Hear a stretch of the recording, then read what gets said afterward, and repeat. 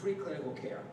And then as we evolved our thinking, we began to realize it's not just folks who can't get access to care. Even people who have access to care don't know those key numbers that would allow them to drive a holistic approach to the way they live their lives. That we as a nation have gotten pretty comfortable understanding that we could paint over the cracks in the foundation of our health by medicating ourselves, by taking surgical procedures, by doing things which didn't deal with the underlying problems that were causing our issues to begin with. So we began traveling across the nation. Now what I told those wonderful volunteers, that quite a few of them, Texas Health Resources, joined us, was that it's the most important thing we do as healers, is to speak to people and give them hope. Now what is hope? Hope is not about the right thing happening to you. I spend a lot of time talking to patients that still operate. But when I talk to them about what's going to happen, it's not always good news. You got to speak the truth.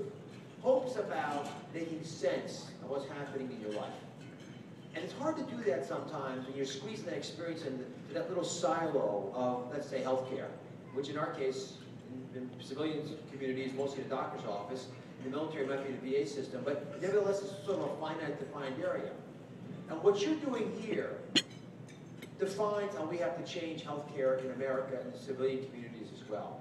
Because you are taking that holistic approach that breaks down those barriers, those siloed walls we have between health and transportation and education and the military. Because you will find solutions that allow folks who have risked their lives to support our nation and their families to re-engage in our communities. It's not going to happen with a doctor's visit by itself. It's not going to happen by meeting an employer by itself, or getting mental health services, or getting the kids in the right school, or all the other things, including financial support. Because remember, of the top 10 stressors of all,